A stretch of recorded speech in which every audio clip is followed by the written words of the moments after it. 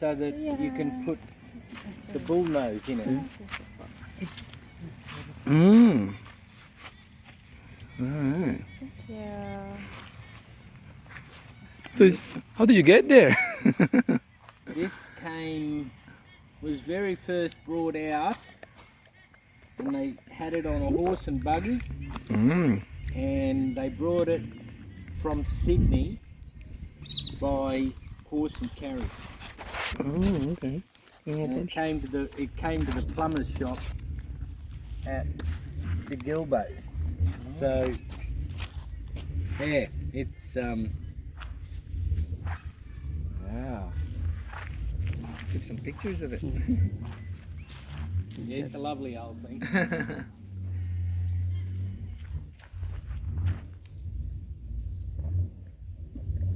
Galing, oh. Picture mo mga parts ng ano. Ito daw yung sabi ng matanda eh, ha? Intindihan mo ba yung sinabi niya, parts? Paliwanag mga parts. Yung, Ito daw galing sa ano to? saan? Sydney? Sydney. Sydney. Tapos, tatagalogin ko. Masyadong mabilis yung pagkakapaliwanag niya, parts eh. Medyo, English kasi sir eh. medyo na ano ako, nabusog kasi ako doon sa kinain ko.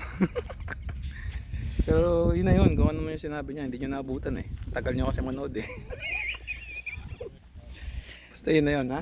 Tingnan na lang nyo kung ano yan. Ito Hulaan yung niyo. paano gumawa ng hero. Ano ba yun? Yan, yan. Ah, yun pala yun. Yan, sir.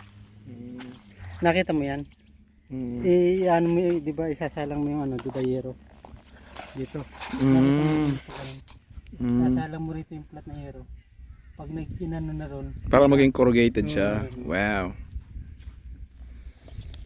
Yan. Hindi kasi ako nakikinig eh. So yan mga guys. Napad sa. Yan. So yan mga guys. Ang sabi niya is pang ayos daw yan ng ano ng corrugated iron para mabuo yung parang ganun-ganun. So nasaan tayo parts? Nasa farm. Sa farm. So yan. Yung papakita ko po kung gaano kalaki ang farm dito. Kakamangha. Yan po, pakita ko itong ano tawag rito sir? Cactus yan parts. Cactus. Yan. Yan, taga Mexico. Nagtatago. Yan sir. Yan, taga Mexico. Hindi mo the parts. Oh. Nasing cactus yan. Ang laki. Sana buhay ata yan, no? Nung ako parts, papaliwanag ko sa kanila kung anong tawag dito. Sige nga sir. Sabi nila ano daw to. Lumaki na lang daw to bigla ng ganito eh. So ganito, mabilis pala lumaki ang cactus no, basta itabi mo lang siya diyan no, lalaki siya ng kusa no. Tingnan mo, grabe oh. Makakainom ko lang ng juice eh. Medyo mainit. So yan mga kaibigan, ito yung cactus daw na tinanim nila dito, matagal na panahon na. Ngayon, lumaki siya ng ganyan. Huwag mo na uupuan, no? Matigas yan no. I-insert sa kabila. Ano ba to? Yan, no? Kung gaano kalaki yan, no? Ano ba to? Halos isang ano to. Ang taas po. Parang ano no, yung alam mo yung bakalon, yung bakulon. Ano ba yung kung sa ano yung sa dagat, ano tawag dyan sir? Yung coral? Coral, no. Oo. Yan, so meron din ako nakita dito, ewan kung dito lang sa Australia makakita ng ganyang cactus. Pero tingin ko parang yung cactus kahit saan naman nabubuhay yan eh. Ito natutuwa ako dito sa cactus na to eh, no? Yung lumalaki siya talaga ng malaki eh. Yun oh, dami nila dun oh.